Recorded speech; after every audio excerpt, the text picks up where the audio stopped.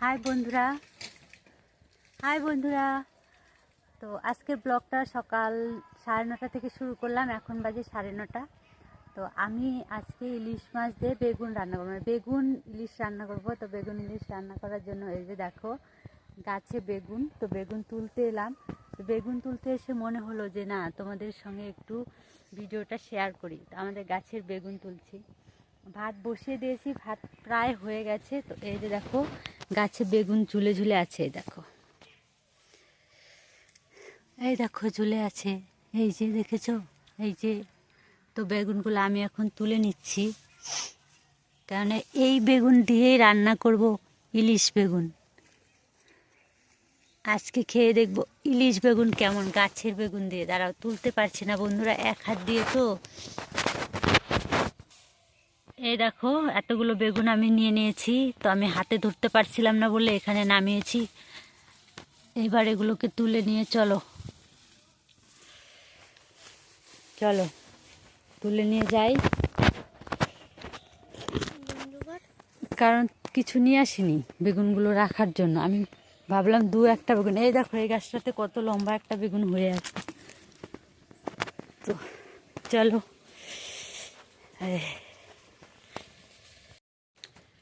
এবার আমি বেগুন কেটে নিব। বেগুন কাটা হয়ে যাওয়ার পরে তোমাদেরকে দেখাচ্ছি। কেন বলো তো, কে ক্যামেরা ধরবে?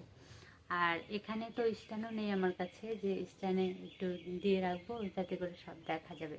ঠিক আছে, তো কেটে নিচ্ছি। কেটে নেওয়ার পরে তোমাদের সঙ্গে শেয়ার করছি। পুরো ভিডিওটা দেখার জন্য পাশে থাকো। আর এই যে দেখো আমার ভাত, ভাত উতলে গেছে। তো ভাত হয়ে গেল প্রায়, ভাতটা ছড়া দিয়ে আমি সবজিটা বসাবো।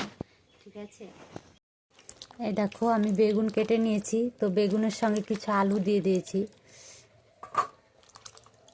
তোমরা চাইলে শুধু বেগুন দিয়েও করতে পারবে। ধুয়ে ধুয়ে তুলে নিচ্ছি আমি। বেগুনগুলো কিভাবে কেটেছি দেখো, এখানে আমি ছোট ছোট বেগুন দিয়ে করেছি, তো তাই দেখো কিভাবে রেখেছি। এই দেখো বেগুনগুলো শুধু মাঝখান থেকে একটা করে ফাটিয়ে নিয়েছি, এই যে। আর একটা বড় ছিল লম্বা, সেটাকে এই যে মাঝখান দিয়ে কেটে দিয়েছি। তো এইভাবে কেটে নিতে হবে। এবারে চলো বাটনা বেটে নিই, মশলা বেটে নিই। কী কী মশলা দিচ্ছি সেটা তোমাদের সঙ্গে শেয়ার করছি, চলো। এবার আমি মশলা করে নিব। এই দেখো কাঁচা লঙ্কা, জিরা আর আদা, এগুলো বেটে নেব। বেটে নিয়ে তারপর সবজি রান্না করব। এবারে দেখো ইলিশ মাছগুলো আমি ভেজে নিচ্ছি। আর খুব কড়া করে ভাজবো না, খুব কড়া করে ভাজলে কিন্তু ভালো লাগে না, সেই জন্য হালকা করে ভেজে নিয়েছি। দেখো ভাজা হয়ে গেছে। এবারে আমি একটা একটা করে তুলে দেব।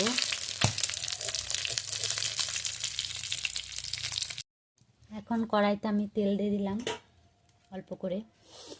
আলু আর বেগুনটা ভেজে নেব।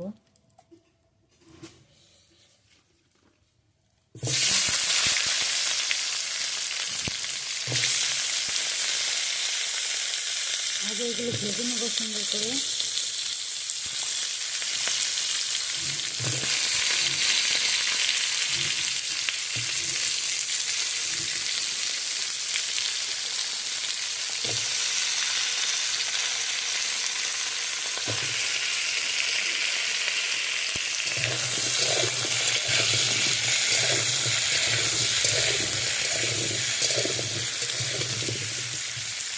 এভাবে ভাজবো, ভেজে কালারটা একটু অন্যরকম হয়ে যাবে বেগুনের, তারপর মশলাপাতি দিব। ঠিক আছে, দেখো বেগুন আলুর কালারটা অন্যরকম হয়ে গেছে না, কালারটা দেখো একদম অন্যরকম হয়ে গেছে। তো এবারে আমি এর মাঝে দিয়ে দেবো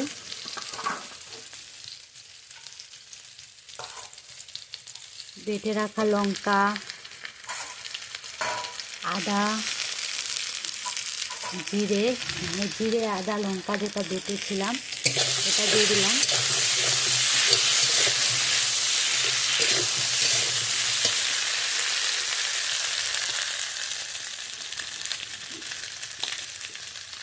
পরিমাণ মতো একটু হলুদ গুঁড়ো দিয়ে দেবো।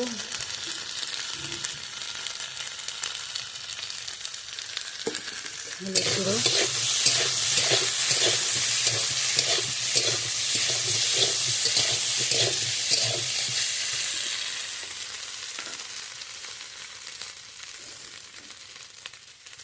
এখানে দিয়ে দেবো আমি স্বাদ মতো লবণ।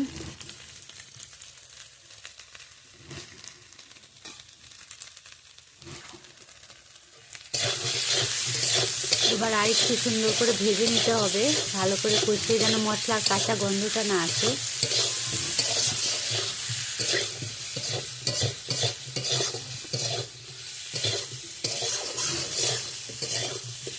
দেখো আলু প্রায় সেদ্ধ হয়ে গেছে, দেখো এই যে দেখো।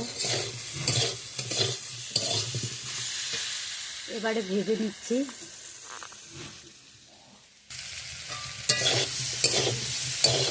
মশলাগুলো কষানো হয়ে গেছে, এবার আমি জল দিয়ে দেবো।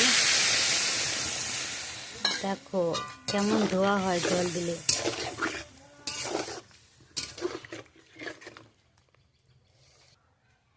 জল দিয়ে দিয়েছি, এখন একটু ফুটবে। সবজিটা ঢেলে নিয়েছি, ঝোলটা মানে দেখো এই যে ধোয়ার জন্য দেখা যাচ্ছে না। এবারে দেখো মাছ ভাজা যে তেলটা ছিল ওই তেলটা দিয়ে দিলাম।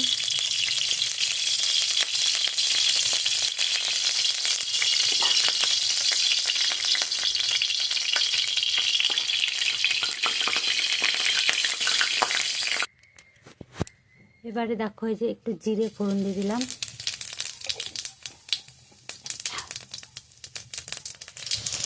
জিরেটা পুড়ে গেলে সবজিটা আমি ঢেলে দেবো এর মধ্যে, মানে যে বেগুনের যে ঝোলটা করেছি সেটা ঢেলে দেব। এই দেখো জিরেটা পুড়ে গেছে, লাল লাল হয়ে গেছে। এবারে ফোড়নটা দিলাম।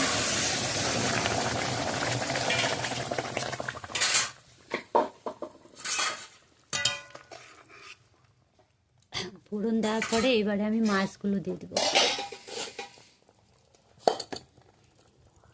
একে একে মাছগুলো দিব। কি আর তোমাদেরকে দেখাবো, এমন হচ্ছে মানে যে দেখাই যাচ্ছে না, ভালো লাগে।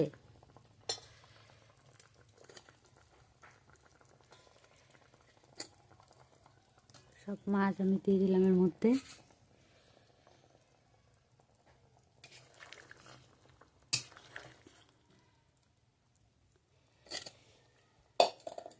দেওয়া হয়ে গেল। এবারে যে এটা দিয়ে একটু ঢাকা দিয়ে রাখবো, 4-5 মিনিট দিয়ে রাখবো এভাবে, তারপর তুলে নামিয়ে দেবো। এবার আমি ঢাকনাটা খুলে নেব।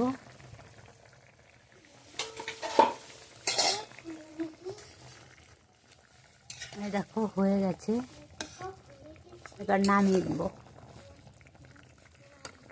এই দেখো আলু একদম সেদ্ধ হয়ে গেছে। এই দেখো হয়ে গেছে ঝোল ইলিশ আর বেগুন দিয়ে। এবারে রান্না করব আমি কচু শাক। দেখো কচু শাক কেটে নিলাম, এবার কচু শাকগুলো রান্না করে নিই। কে কে খাবে চলে এসো। ইলিশ মাছের ঝোল আর ইলিশ মাছের বেগুন দিয়ে ইলিশ মাছের ঝোল আর কচু শাক, মাছের মাথা দিয়ে ইলিশ মাছের মাথা দিয়ে কচু শাক।